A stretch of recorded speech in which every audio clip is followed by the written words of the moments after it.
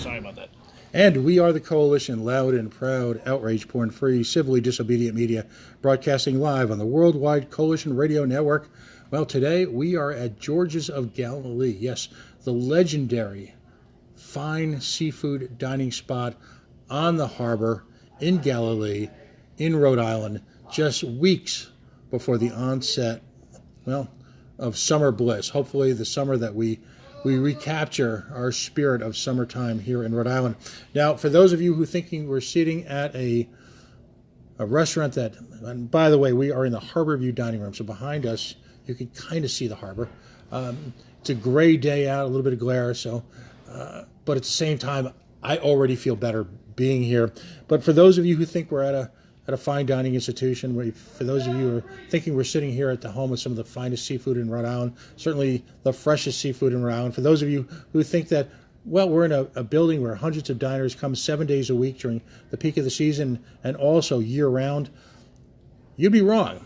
Because in addition to that, what we are sitting in the middle of is nothing less than an economic engine.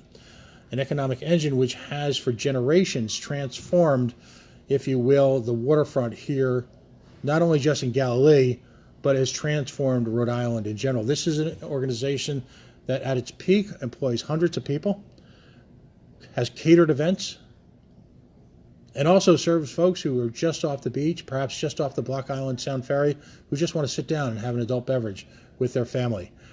Generations have come here, memories for generations have been made here, and yet, like so many other businesses that we've spoken to in the last few weeks, face challenges. One could almost say a crisis. And the crisis isn't the quality of the food or the availability of fresh seafood. The crisis isn't the great adult beverages that are served here. The crisis isn't the atmosphere. The crisis isn't in the care and preparation of food and or the service of their guests. The crisis is simply, and by the way, the crisis isn't even really COVID. The crisis is their ability to hire staff to come to that status as we approach summertime, where it is an economic engine for nothing less than the entire state of Rhode Island. We've had a few folks on in the last few days. Dave Lavage. We've had friends from Bacara. We've had friends from Coffee House. We've had friends, well, from a number of Rhode Island's institutions. But I wanted to come here because this is a fitting metaphor for the Rhode Island economy in Rhode Island summer. And what do I mean by that? Think of each economic segment of Rhode Island, whether it be Providence, whether it be South County, the beaches, whether it be Northern Rhode Island, as sort of a closed loop. When I think of downtown, of course, you think of PPAC, and you think of a handful of white tablecloth restaurants downtown. And what that serves to do is bring people from not only just around Rhode Island, but not only just around New England, but really from around the country. Because they're given the opportunity in Providence to have a fine meal and attend a Broadway quality show at PPAC and or go to the RISD Museum and or tour Benefit Street. Folks travel to Rhode Island with the expectation and the desire to invest in this community, to enjoy everything this community offers. As we move down to South County, folks journey down here because they want to see Block Island. They want to go to Rhode Island beaches. And we are the ocean state. And there is nothing more symbolic of the ocean state and its tourism economy and the economic engine that represents than, of course, seafood. It sounds so obvious, right? Well, right now it's not. Because we've got restaurants, donut shops, coffee houses operating at a fraction of their capacity in and around Rhode Island at a time when every single job is important. Every single team member at any one of a number of these institutions, manufacturing, tourism, hospitals, whatever, are critical to the success of those institutions. And yet, because of this imbalance that we have between federal unemployment compensation and what constitutes a working wage here in Rhode Island, because of that imbalance, we are facing a summer of gloom if we cannot, as simple as it sounds, reopen for business. We can reopen the economy philosophically. We can say people can come in. We can say, all right, you don't have to wear your mask as much. You don't have to wash your hands 25 times. Any one of these cosmetic issues surrounding the reopening of the economy. But if we're not ready to do business in the next handful of weeks, we're not talking months, we're not talking at the time for study, we're not talking next year, we're talking now. If we can't bring people on board in Rhode Island businesses now, we face economic destruction. All of these fine businesses that somehow have managed to survive COVID, and I know a lot of great business owners who are literally on the verge of an economic nervous breakdown. I mean, they've been hanging on for dear life so that they could have a summertime opening. If we're not able to staff these businesses, the lone bright spot on our economy in terms of bringing outside dollars into the state, and in terms of keeping people in the state, spending money at businesses, which then reinvest in local businesses, buy their supplies from local businesses, hire local contractors, then we are doomed. This isn't a drill. This isn't pretend. This is real. And if you've driven around the state recently, then you know it's happening everywhere.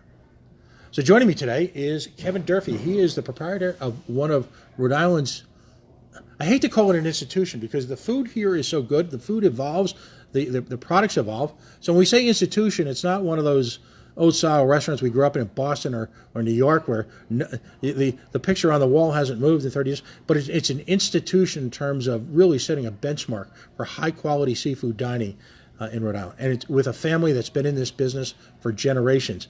Joining me also is Charlie Samaras, the former proprietor of Charlie O's, who's been integral in working alongside South County business people in order to help them just simply keep the business open. There's a real sense of community with regard to businesses in Rhode Island, and I've seen it firsthand over the last few weeks, and it's amazing because in so many parts of the world where people would be at each other's throats, competitors, there's a spirit of teamwork and cooperation amongst competing restaurants that, to me, is unparalleled.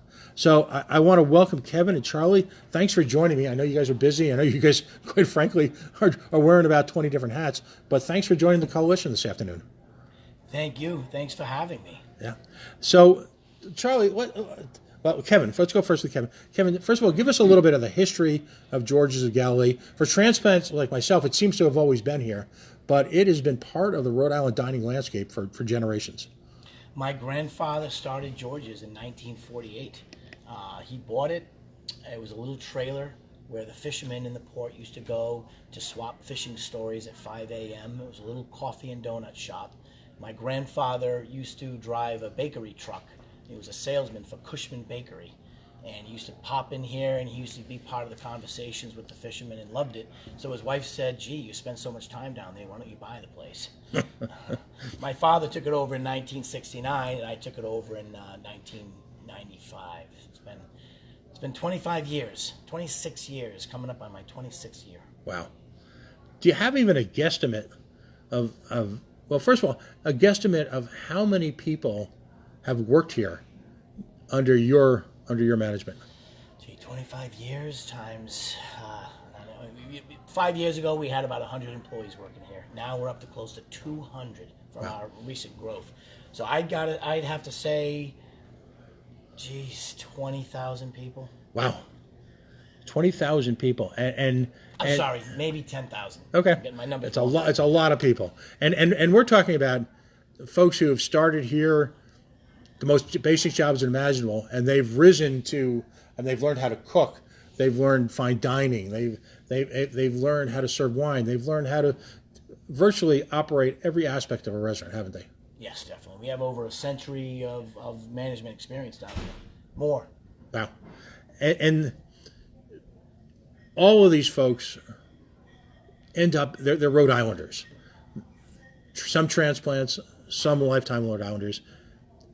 What does it mean to a community like this? I mean, talk about, in terms of not only them working here, but talk about some of your suppliers, if you will, generically, where you get your fish from. I mean, it's a great story. Where you get your supplies from. It's Rhode Islanders supporting other Rhode Islanders, isn't it? Oh, of course.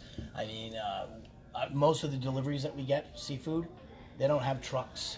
At least when they come here, they walk here. You can see the building right there. I can see Narragansett Bay Lobster. You can throw a rock and hit their truck. Mm-hmm. So it can't get any fresher. I would say nearly 90% of all the money that flows through this restaurant goes directly back to the local economy, whether it be plumbers, electricians, the food we buy, the employees that work here, almost all of it. 9 out of $10, besides the insurance companies that we have that might be from Boston and whatnot. But most of our suppliers are right here in the state. So as goes Georges of Galilee, as goes, if you will, a significant portion of the local economy. Of course. Wow. And so I guess in a snapshot, after the summer we suffered through last year, from the perspective of a lifetime owner, right? You've got this in your DNA now at this point. You've lived with this your entire life. To have the opportunities that are starting to appear on the horizon for a resurgence, to not be able to realize them, what does that mean to you, but also what does it mean to the local community? It's tough. What do you think? Yeah. What I've found, being here at George's for almost 3 years now, is that, especially with COVID now, people, you hear about all the time, their stress levels are up to their ears. People are being diagnosed for all sorts of mental issues. And the beauty of coming to a restaurant like George's, and especially since we put a tiki bar down on our beach, that people were just so excited to get away from the stress of their everyday life at the moment and go down there, and they think they're somewhere else. They think they're in the Caribbean. They think they're God only is where, but they think they're not in Rhode Island. And what is happening now is that people are going to be expecting to come down to George's and all the other great restaurants in the area and get away from it all, finally get back to the somewhat new normal, and it's not going to happen. And we are being deprived of allowing Rhode Islanders a sense of a good time and come down and relax and forget your troubles for a day. And it's sinful that we're not going to be able to right now open half of our restaurant. And so, how many dining rooms do you have here? Gee, 1, 2, 3, 4, 5, 6 different dining rooms on 2 different floors. Right, and some of them you've sort of tentatively set up. You've used them to a large degree for private catering events. Yes, the room that we're sitting in now is a private dining room. Fits up to 75 people with a private bar. But in the summertime on weekends, Friday, Saturday, and Sunday, this becomes a dining room. Right. Overflow dining room for the rest of the restaurant to keep the wait times down. Right. And you're starting to show, we don't have to get into the specific numbers, but you're starting to show some staggering growth for this year. And it's easy to use last year as a barometer, right? Everything's better than last year. Yeah. But you're showing already realized growth over 2 years ago, which would have been considered by many to be a boom year.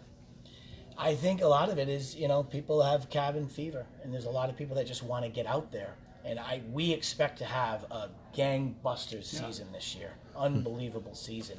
And it's horrible that we're not able to, we don't anticipate having the staff to be able to do the revenue that we need to be able to make up for the losses of last year.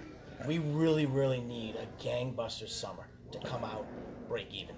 Now, in past years, and particularly in Newport, less so I believe South County, you at least had the opportunity to avail yourself of overseas help, Canadian help. That's all off the table, isn't it? Well, last year, I think Trump canceled the J-1 visa program, so we had no international students. Right. We've been hiring international students since 1996. I was the first restaurant in the whole state of Rhode Island to bring in J-1 students. This year, we hired 25 students. Now we're down to 9. For some reason, I don't know exactly what it is. It might have something to do with COVID, but they're not getting their visas. So right now, I think, Charlie, you're working with Senator Whitehouse, Senator I believe. Whitehouse, correct. Mm-hmm. And I believe some of the problems are the fact that the countries they're coming from have their COVID issues, so everyone is being particular about it's not just filling out the paperwork, but have you been tested? Where do you stand? That we're not going to allow this country is not going to allow anyone in here that hasn't been tested, but that creates a problem. So right now, the embassies, they haven't rejected anybody, but the process is slowed down to a snail's pace. Right. So here we are. What are you most short of, or is it just across the board? And give us a snapshot of the type of people and the jobs that are available here right now.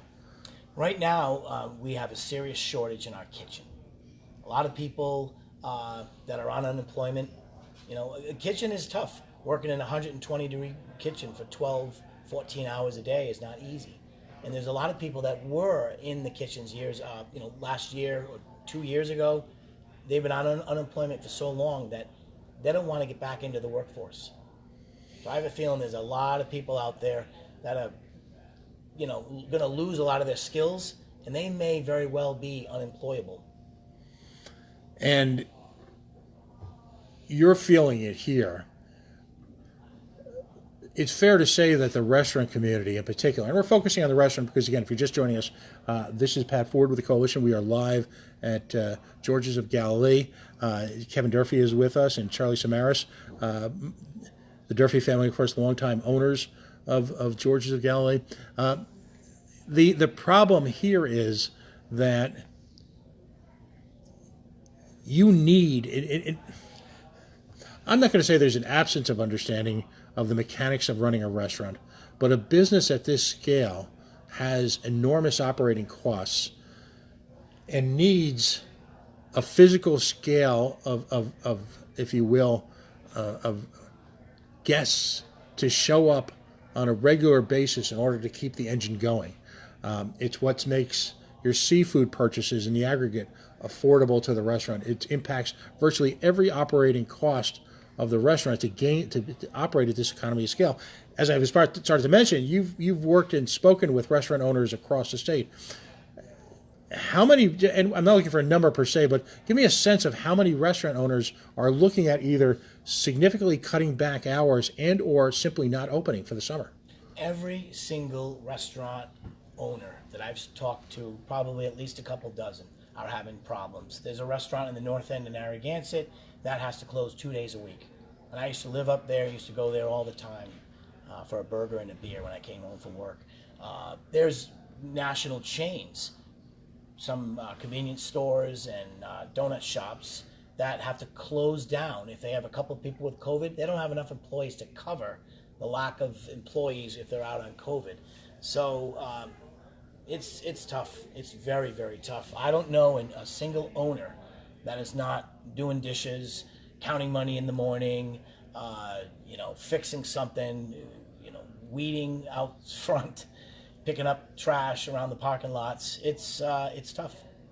It's a double-edged sword, because not only can't you staff your restaurant, so now you're at half capacity and people are standing in line trying to get in, and they see empty tables and they go, oh, what Right. can we say? And now, not only that, but I would say 100% of any restaurant that has a staff of over 3 or 4 people is suffering. 100%. I am positive of that. It is ridiculous. And so therefore, now your sales are down. Now it's a trickle-down theory, and it's going to end up a disaster. Talk about the, I'll call it the orchestration of the daily operation of a restaurant, and how important is teamwork and the chemistry of the team from the, as they say, from the front of the house all the way to the back. Is it possible to overstate that? How important is that? Absolutely essential. I mean, this place, Charlie, and some of our leadership, they're like conductors. So you've got, orders coming into the kitchen. You have some orders that might take 15 minutes. You have some items that might take 2 minutes. And you have to have a conductor in that kitchen that, the courses have to come out at the same time. Food has to come out at the same time, nice and hot, delivered to the table. We call it, my father used to call it, controlled chaos. Yeah. We had a conversation just the other night about this subject, and I was talking about how, think of a symphony and the conductor, you got the string instruments and the brass and the other sections. And if 1 or 2 of those sections are off, the music is awful. But in a restaurant business, if everything is running according to Hoyle, the adrenaline, the positive adrenaline, it's one of the most beautiful things in the world. With places hopping and customers are happy, you feel a positive energy in the room, and it's just a great experience for us and for our guests. And boy, but when it's off, it is not pretty. I mean, it is a wonderful feeling to walk around a dining room that is absolutely packed, to walk down to the beach and see a tiki bar that's full of people, to see a line out the door and to see the food going out. It's just a wonderful feeling just to walk around and seeing people celebrating important moments and just enjoying their lives and just escaping the city. Come down here and enjoy life a little bit. But when things are off, they're off. Because when you're not staffed properly, so now it's going to take an extra 10, 15 minutes maybe to get the food out because you're 1 or 2 cooks short. So now the table's unhappy, and if there was a reservation waiting for that table, and normally you have an hour to an hour and a half dining experience, and they're pushed back, so now you got the people who are waiting for their table, they're not happy because their reservation is going to be off by a half hour. Now the entire reservations for the rest of the night are going to get backed up, all because we couldn't staff the restaurant properly to get the food out on time, to get the table turned on time without rushing anybody. And the worst part is when somebody gets hangry, right? Yeah, when you start off with a negative experience, I mean, because I think we're pretty well known for greeting guests with almost being like treating them like family. Hey, really happy, positive experience. But once they're at that table, people don't mind waiting. But once they're sat, they don't want to wait anymore. Right. And we live in a generation now, particularly the younger folks, where they're ready to write a review. You can see them. I've been in restaurants and I see people with their Yelp and everything there. And it's tough because it's tough on everybody right now, because a year ago there was I get the sense, this, I don't want to be negative here, but there was a sense of we're going to get through this. People are tired now. People are exhausted. And again, this is, on a sunny summer day, this is a little slice of heaven. To be able to sit here, okay, for folks, and I always say in Rhode Island we're spoiled, because George's has always been here. And if you look at restaurants downtown like Potafon and Capriccio's, they seem like they've always been here. And I'm pretty well traveled in a lot of ways. And I've been around the country, and that's not normal for most of the country, to have a George's, to have a Capriccio's, to have a Potafon, to have a coffee exchange, to have some of the Zuma, it's just not, the rest of the world doesn't get to do this like we do. We take it for granted, and we take the continued presence for granted until one day it's gone, until one day it becomes that anecdote. I'm going to turn left at where XYZ used to be. We are at the risk here, and I want you to tell me if I'm overstating this. We are at the risk here right now, at this very moment in Rhode Island, of permanent loss of a way of life that the rest of the country doesn't have a feeling for. We are at the risk of loss of that unique chemistry that, I've lived here in the state for 30 years, and the first couple of years I kind of joked about it. And then one day I was driving back up 95 and I hit exit 93, and I crossed into Rhode Island, and there was this physical sense of relief. I'm back. That world is crazy. I'm back in Rhode Island. Am I overstating the urgency here? No, absolutely not. I mean, Rhode Island is one of probably the very few states, if not the only state in the country, that has really quirky foods like a quahog, clam cakes, clear broth chowder. So, we're proud to be part of what makes Rhode Island unique. There's, a lot of states, they have those ubiquitous big box stores and all the big chain restaurants, and that's basically all you're going to get. Rhode Island risks losing that little edge over the rest of the country. How long, and gentlemen, you've got decades of combined restaurant experience. George's is truly a year-round operation, but clearly there's a process in ramping up for the summer, particularly with new help. The restaurant industry has traditionally brought young people into the workplace, often for the very first time in their lives. So there's skills to be learned, there's work ethic to be learned, there's all sorts of opportunities for someone who comes to work here.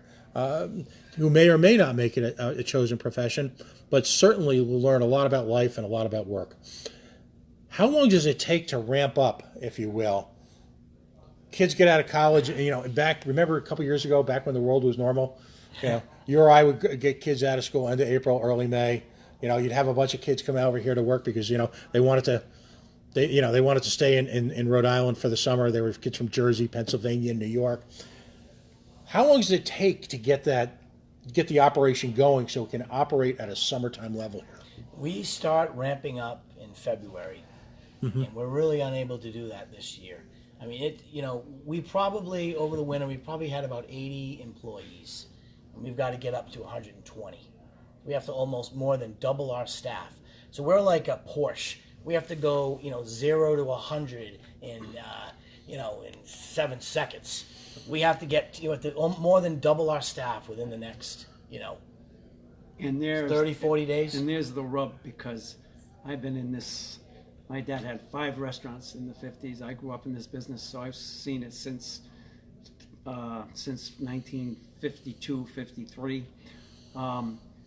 The timeline to get people trained today, it's next to impossible. You cannot properly get somebody trained fast enough, because we go boom, come May, and you can't train people that quickly. So the longer it takes to get them, now if they trickle in, sometimes you end up putting them on the floor when maybe they weren't quite ready, but you had no choice, and that's fraught with peril. But most of the time, customers don't see it as much as we feel it. And I've been amazed what Kevin does here with the amount of staff in such a short period of time in the kitchens, which we have 3, God willing. It's amazing. But I tell you, it's not easy, and with what's going on in the political world, it's perilous. 3 full kitchens. That's astonishing.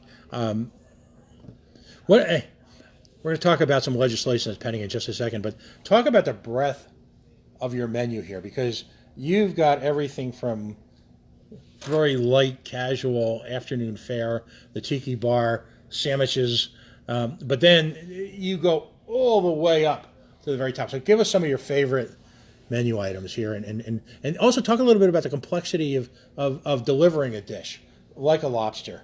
Give us some sense of that. Well, we started out as a little shack, a little clam shack, and then we became more of a shore dinner hall with signature dishes like fish and chips, fried clams, steamers, lobster rolls, seafood platters, and we've evolved over the years as a place where people would pick up the phone and call us and say, we just bought some fish at a fish market. What do you suggest we do? How do we grill it? And what would you put on what topping would you put on it? So we're sort of a place where we educate the guest. We're now educators. So we try to bring in now what we like to do is bring in sustainable seafoods. We know that yellowfin tuna is barely extinct.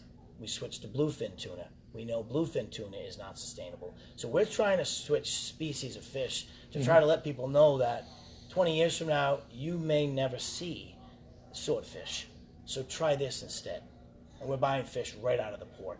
Sea robin, tautog, black sea bass, skate, believe it or not, was a bait fish, and we serve skate wings. So we're trying as hard as we can to try to stay sustainable, to stay on top of it, to deliver fresh seafood right out of the port.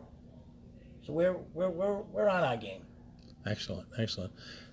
Dave Lavage from Brood Awakenings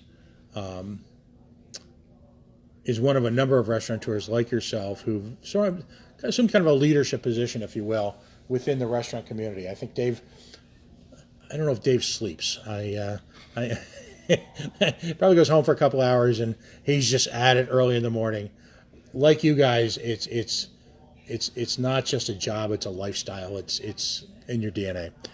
He's come together with some pretty pioneering legislation, which for a moderate investment by the state, particularly in the scope of the type of federal money that's coming down, would create multiple 13-week periods where you've got the restaurant paying wages and then you've got the state participating as well, so that it creates sort of a way to bring people off of this high level of federal/state unemployment compensation and gets them back to work. Now, for this is the opinion of station management, which is me. What's better than, I don't know, taking the summer off and getting a good check. A lot of these people have worked very hard for a long time, and this has the illusion of being sort of maybe a new lifestyle. The problem is, from both of your opinions, both of you have been in the restaurant industry your entire life. What happens? What's left to come back to for so many Rhode Islanders who rely upon the restaurant industry, the hospitality industry in general? Because we're also talking about hotels, we're talking about inns, bed and breakfasts, folks who may locally manage their own Airbnbs. There's gift shops. There's the regular malls that are here in the area that also service the tourist clientele. What's going to be left to come back to, in your opinion, if in fact this type of legislation isn't passed? Oh, geez. I think that a lot of restaurants are going to have to scale back significantly. And if the economy does ramp up, and if unemployment, let's say, gets to a higher level where people really are begging for jobs, there may not be those jobs left for them. People that are on unemployment for 3 months, there's a study out there that shows if someone's on unemployment for 3 months, they could get a job no problem. If they're on unemployment for 6 months, there's a 20% reduction in their ability to be able to be rehired. And someone who's on unemployment for a year or over, it's nearly impossible for them to get a job because of the fact an employer will see that there's a humongous gap in their resume. And it's I don't know if when I interview people, if I see a big gap, that's a red flag. Right. We still have time, but not a lot. There's already seems to be, again, my opinion, not the opinion of my guests, there already seems to be sort of a diffidence, a kind of a we'll get to it attitude when we get to it. When someone like me who's political and has been throwing bombs for a few years says something, there's a tendency to sort of, okay, he's crying wolf again. In your opinion, as leaders in the Rhode Island business community, am I crying wolf here? No, this is a critical piece of legislation. First of all, I want to say that Dave of Brood Awakenings is a visionary. For a private business owner to have his own personal attorney write a piece of legislation, I mean, you have to be pretty visionary and pretty bold. And why our legislature can't do that? So he has his own attorney write a bill, give it to a rep to put it out there, to put it both in the Senate and the House. Mm-hmm. I mean, he speaks for a lot of business owners. This is a piece of legislation that, it changes the whole paradigm, where, it seems to me that the government really incentivizes people to stay home on the couch. The Department of Labor and Training is supposed to be meant to get people off the couch and get them back, to train them and to get them back into the workforce. This piece of legislation actually will do that. It incentivizes them, it pays them to work. You participated just a couple of days ago in a virtual job fair that was sponsored, I believe, by the Department of Labor and Training. Yes. Was it successful? How did it go, generally speaking? Well, in all fairness to the Department of Labor and Training, we were the first business in the state to actually participate in their virtual job fair. So I'll let you guess. We either had 50 participants, we had 15, we had 5, or we had 0. Do you know how many we had show up? I'm hoping 50. 0. We didn't have a single person. So we had a job fair last Wednesday from 10 to 2. And we sat there in front of our laptop doing other things, waiting for someone to appear at the Zoom meeting, and not a single person showed up. Wow. That's, for purposes of family broadcasting, I'm going to say that's disappointing. Yeah, what's it left to say? Oh, I yeah. mean, we work alongside people from the whole spectrum of the socioeconomic scale. So I see, I'm, close enough to a lot of the employees where I see, you know, what they receive when they file for unemployment. I'll see the letter that they get. And I also see it from an employer standpoint, and I see the letters that we get. I know the tricks that people use when they file for unemployment. They're not, if they want to get on unemployment, they're going to get on unemployment. If they want to stay on it, they'll stay on it. Finally, let's talk about the tax impact of this, because this is, to me, the most stunning part of all. Again, the opinion of station management here. This is a very real opportunity under Dave's legislation to recapture the income tax, the sales tax, the hotels tax, the meals tax. Now, people who know me, I'm not a big believer in taxes, but from a practical perspective, at this moment in time, it strikes me that the state of Rhode Island, whether or not the federal government comes through with its largesse or not, stands to lose significant tax revenue and permanently lose that, and permanently lose, in economics, it's called the multiplier effect. Alluded to this earlier in the conversation. George of Galilee buys fish and lobster from Narragansett Lobster. Narragansett Lobster then takes the profit from that and pays their people.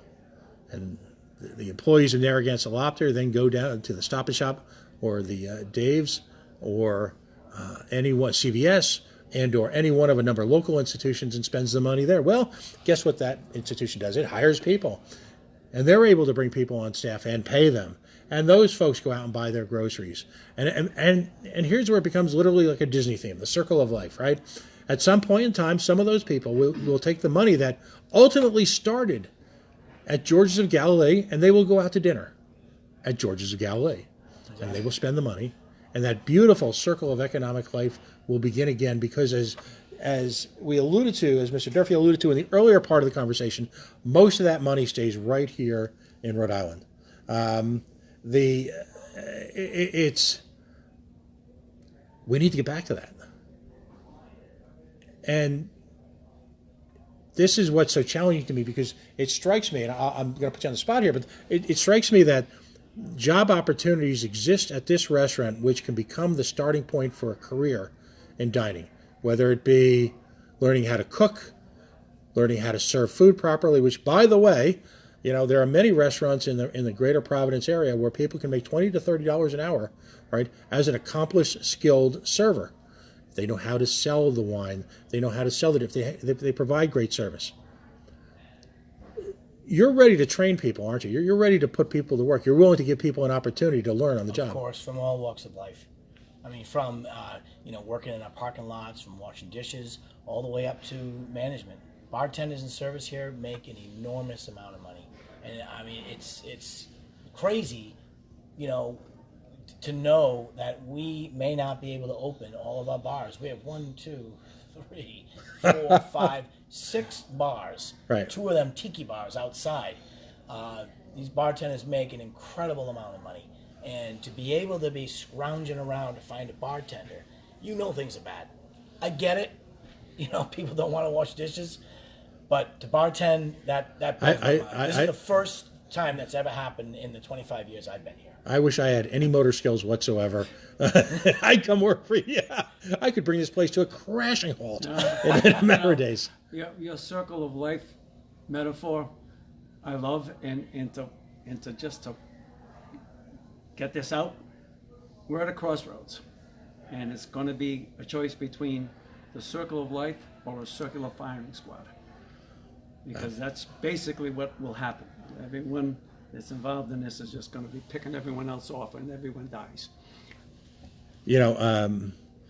Dave's just weighed in, and he points out that no enforcement from DLT, because DLT, Department of Labor and Training here in Rhode Island, does have an enforcement mechanism. There is a requirement on the books to look for work while you are unemployed. Until we go back to some level of normal, the enforcement for that is difficult to near impossible, both on a legal level and some would say on a quote-unquote moral level. I want to close out, and Charlie, you just nailed it. But Kevin, if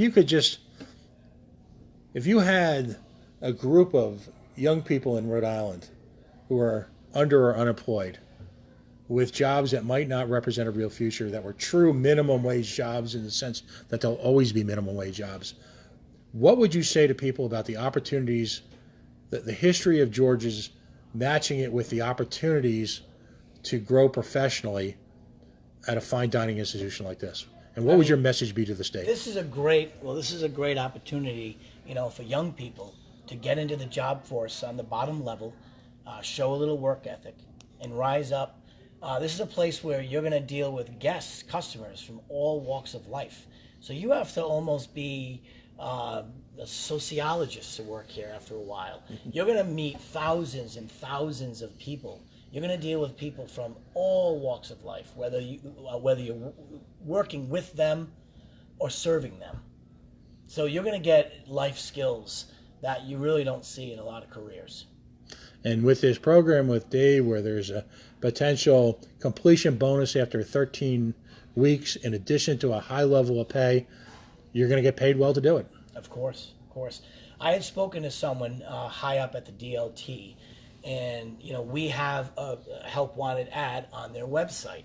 So I'd asked them, I said, if someone files for unemployment and they receive that form every week asking them if are you looking for a job, and if they fill it out, I asked, if they don't fill that out, if they're not looking for a job, do you give them the benefits? And they say no. So I said, we have a job posting on your website. Why don't you, before you hand out a penny to someone, why don't you have them mandate that they just check your own website and apply to jobs for all the businesses that are on your site, and then apply first before you give them a cent. And I'm sure it's trackable. I mean, it's their website. I'm sure they can track. And if people aren't even going to the DLT's website, do they really want to get back into the workforce? Do they really deserve that money? I mean, the Unemployment Trust Fund went into the red last year. Right. And guess what happened? All of the businesses across the state have to pay for it. Right. I found that out when I got my statement in January. Right. Your rate for unemployment's actually gone up. Yes. In a time when, and you're still in a strong ongoing business here. I mean, as I've sat here on it's not even season yet. It's a gray day, yet you've had diners here the entire time. There are businesses who clearly, if you can't even open the doors for several days a week, you're in danger. That's devastating for a place that has a 6-week period where they have to really bring in a lot of revenue. Right. So they have that money to last through a tough winter. Right. It's again, the potential for devastation is real. A plan's been submitted. It's time for the legislator to get to work. As important as some of the issues that they've considered over the last few weeks, to me, this is more important than any of them. I mean, this is not a bill that you table. This is not a bill that you hold for further study. This is something that needs to get out there, get out of the committee, and get put on the books immediately. I mean, our summer starts. I mean, Mother's Day is 2 weeks away. And that's a day 2 years ago that you would have had people waiting outdoors. Do you take reservations here? We do. That's a day when people make reservations last Mother's Day. Yeah. The day after. I mean, God bless that Mother's Day will be the typical. Father's Day, it always rains. Mother's Day should be sunny. There should be a gentle breeze in the air. The water is just starting to warm up a little bit. The feel of sand in your toes and a cocktail, that's like a birthright here in Rhode Island. It's again, I want to close off with this. It's just time for everybody to get back to work. And you guys are ready. We're totally ready. We've got the jobs. We've got the training, and we've got the pay. Wow. Kevin Durfee, Charlie Samaras of Georges of Galilee. Again, not just a place for wonderful dining, not just a place for generations of memories, not just a place that's got a spectacular view of one of the few working seaports left in New England.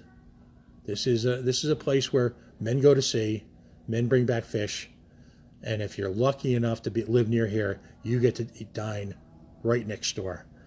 It's not just that. It's a jobs machine. It's an economic engine for this part of South County. It's an economic engine for the entire state.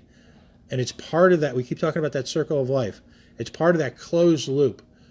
People want to come to Rhode Island. They want to spend their money here. They essentially want to invest in this state. They want to go out to dinner here. They want to spend time on the beaches. They want to have a pina colada. They're waiting to come here. They're at the borders. They're lined up. The question is, are we ready? We are the Coalition, loud and proud, outrage porn-free, civilly disobedient media, broadcasting live on the Worldwide Coalition Radio Network at coalitionradionetwork.com. Today we spent a couple hours here at George's of Galilee. The view is spectacular. Let's hope a lot of people get to enjoy that view this summer while they're having dinner. Folks, we'll be back on the air tonight. Join us. We've got Pump Up the Volume at 7:30, and who knows what inexplicable political guests will show up after that. We'll see you later on today. Thank you.